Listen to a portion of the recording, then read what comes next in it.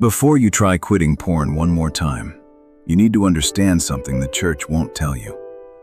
Your struggle isn't about willpower. It's not about trying harder, praying longer, or white-knuckling your way through temptation. There's something deeper happening, something most believers never address. And until you understand this, you'll keep failing. Scripture reveals a truth about why quitting feels impossible when you're carrying pain alone. And it's not what you've been taught. This isn't about shame. This isn't about condemnation. This is about freedom.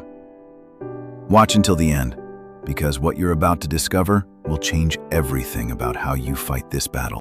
Here's what you've been told. If you just had more willpower, more discipline, more self-control, you could beat this thing. The church says, pray harder. Psychology says it's a coping mechanism. But listen closely. Scripture reveals something neither of them are saying. This isn't just about sin. This is about idolatry. Jeremiah chapter 2 verse 13 says this, "My people have committed two sins. They have forsaken me, the spring of living water, and have dug their own cisterns, broken cisterns that cannot hold water." Read that again. Broken cisterns.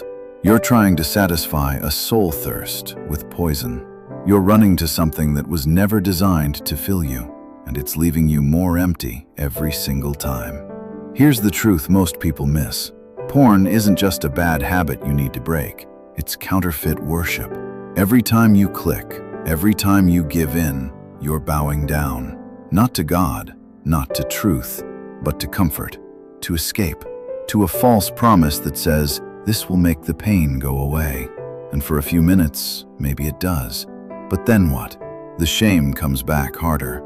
The emptiness gets deeper. The cycle tightens. Now let's be clear. Trauma is real. Pain is real. Loneliness, rejection, abandonment, the weight you've been carrying since childhood, all of that is real.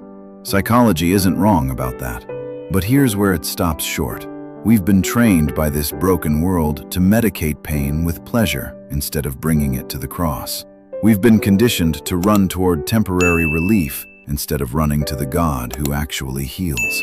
You're not just trying to quit porn. You're dismantling an altar. You're tearing down a false god you've been bowing to every time life gets hard. And that's why it feels impossible. Because you're not just breaking a habit, you're waging war against something spiritual. But here's the relief. You're not crazy. You're not uniquely broken. You're in a battle.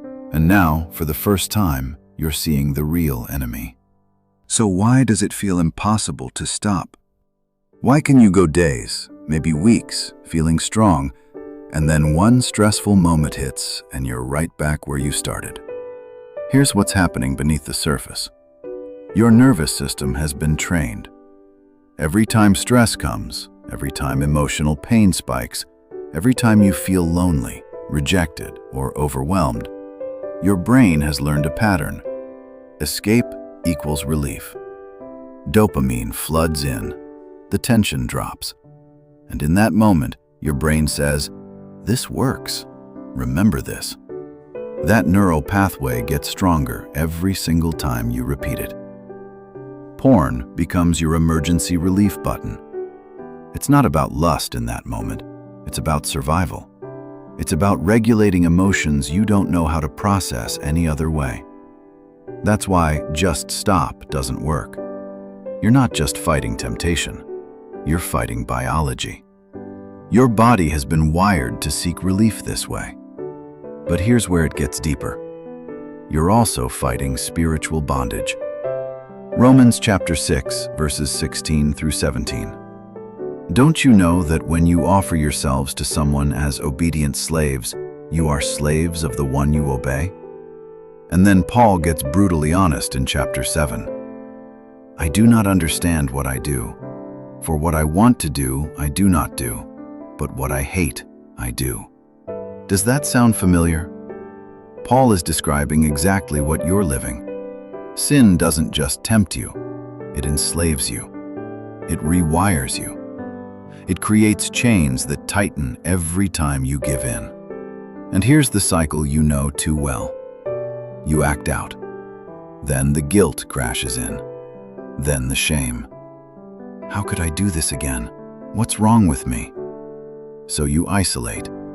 You pull away from God because you feel dirty. You avoid community because you can't let anyone see the real you. And that isolation? That creates more pain, more loneliness, more stress, which triggers the same escape pattern. And the cycle starts all over again. This is exactly what the enemy wants. He doesn't just want you to sin, he wants you trapped in a loop, separated from God, separated from community, convinced you're too far gone, too broken, too weak to ever be free.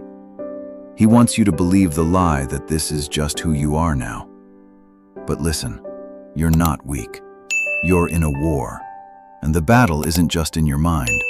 It's not just biological. It's for your soul. Every time you click, you're not just feeding a habit. You're reinforcing bondage. Every time you isolate in shame, you're giving the enemy more ground. But here's what the enemy doesn't want you to know. Listen, if you're still watching right now, you're already taking the first step. You didn't come here for another guilt trip. You didn't come here for surface-level advice. You want freedom, not just information. And that matters.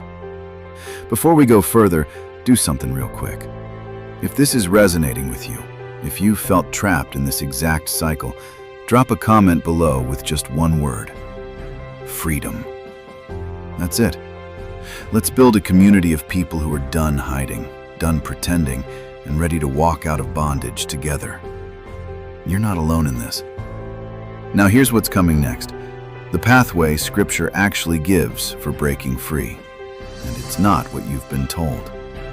You're about to get practical tools grounded in gospel truth. Not just try harder, not just pray more, but real strategies that work with how God designed you: body, mind, and spirit. Stay with me. Here's the foundation everything else builds on. Christ already bore your shame on the cross. Isaiah chapter 53, verses 3 through 5. He was despised, rejected, a man of sorrows, familiar with pain. He carried your grief. He took your shame. Hebrews chapter 12, verse 2 says, Jesus endured the cross, scorning its shame. He wasn't afraid of your mess. He wasn't disgusted by your struggle. He went to the cross knowing exactly what you'd battle, and he defeated it there. So here's what that means. You're not trying to become free. You're learning to walk in freedom that's already been purchased. Galatians chapter 5, verse 1. It is for freedom that Christ has set us free. Past tense. Done. Finished. The chains are already broken. You're just learning how to stop picking them back up. And you're not doing this alone. Romans chapter 8, verses 11 through 13. The same Spirit that raised Jesus from the dead lives in you. Supernatural power for transformation. This isn't about mustering up enough strength. This is about surrendering to the Spirit's power already inside you. One more thing. Repentance isn't condemnation. It's the gift of a new direction. Every time you turn back to God, you're not groveling for forgiveness you already have. You're receiving the grace to walk a different path. Now, let's get practical. Here's how you fight. First, name the pain instead of medicating it.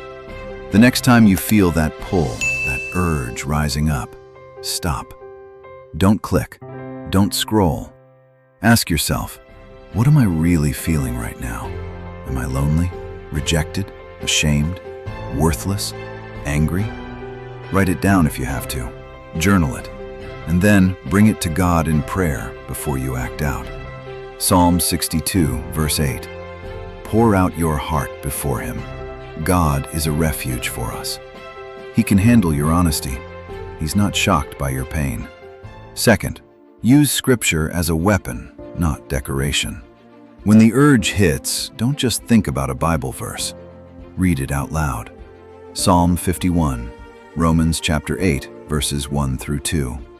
There is now no condemnation for those who are in Christ Jesus. Because through Christ Jesus, the law of the Spirit who gives life has set you free from the law of sin and death. Memorize identity verses. 2 Corinthians chapter 5, verse 17. If anyone is in Christ, the new creation has come. The old has gone, the new is here. 1 Peter chapter 2, verse 9. You are a chosen people, a royal priesthood, a holy nation. Speak truth over yourself when lies are screaming. Third, find community and practice confession. James chapter 5, verse 16. Confess your sins to each other and pray for each other so that you may be healed. Find one trusted brother, one accountability partner. Not someone who's going to judge you, but someone who's going to fight with you. Confession breaks shame's power. Isolation feeds it. The enemy wants you silent. God says, speak it out and let light kill the darkness. Fourth, use practical coping tools in a gospel context. When your body is flooded with stress, calm it down so you can hear the Spirit. Practice deep breathing. Ground yourself. Feel your feet on the floor. Splash cold water on your face. Go for a walk. Do push-ups. Disrupt the pattern physically. Create space for prayer. These aren't magic tricks. They're tools that help you pause long enough to choose God instead of escape. Here's a simple rule, the 10-minute rule. When the urge comes, can you bring it to God for 10 minutes before acting? Just 10 minutes. Pray, read scripture, call your accountability partner. Let God meet you in the pain. Most of the time, the intensity will pass. And even if it doesn't, you've created space to choose surrender instead of slavery. Last thing, let go of instant perfection. God isn't shocked by your relapses. He's patient in your process. Stop measuring success by how many days has it been. Start measuring it by how quickly am I turning back to God after I fall. That's growth. Celebrate the small wins. 1 hour of choosing God over porn. 1 day, 1 week. Every victory matters. You're not trying to be perfect. You're learning to walk in freedom one step at a time. Here's the shift most people miss. Your pain isn't the enemy. Your pain is revealing what's broken inside that needs healing. Porn was never the real problem. It was just medicating the symptoms. God wants to heal the wound. Look at David in the Psalms, brutally honest. How long, Lord, will you forget me forever? My soul is in deep anguish. I am worn out from my groaning. All night long I flood my bed with weeping. That's vulnerability. That's bringing the raw, unfiltered pain straight to God. Not pretending, not performing, just honest. Look at Jesus in Gethsemane, sweating drops of blood, begging the Father, if there's any other way, let this cup pass from me. Vulnerability isn't weakness, it's strength, it's trust. So here's the invitation. Stop running from your pain. Stop medicating it. Bring it into God's presence. Every trigger you feel, every moment of loneliness, every wave of shame, those aren't your enemies. They're invitations to deeper intimacy with God. What if every urge became a prayer instead of a click? What if instead of running to a screen, you ran to the throne? And here's the prophetic word you need to hear. God is using this struggle to train you as a deliverer. You can't set others free from bondage you're still enslaved to. He's breaking you out so you can lead others out. Your pain has purpose. Your battle has meaning. This isn't random. This is preparation. Listen closely. You are not your struggle. You're not defined by how many times you've fallen. You're a son. You're a daughter. And you're learning to walk in freedom that's already yours. The same God who broke literal chains in Acts chapter 12, the same God who walked Peter out of prison while he was sleeping, can break these chains. This isn't about willpower. This has never been about willpower. This is about surrender and spirit power working together. If this helped you see your struggle differently, hit that like button. Share this with someone who needs to hear they're not alone in this battle. Subscribe because we're building a community that walks in freedom together. Not perfection, but progress. And drop a comment below. What's one thing you're going to implement this week? Let's encourage each other. Father, we come before you right now for every person watching this. We speak freedom over them. We speak healing over the wounds they've been medicating. Give them courage to be vulnerable, courage to bring their pain to you instead of a screen. Meet them in their struggle. Remind them who they are in Christ. In Jesus' name. You were made for freedom. Stop settling for survival.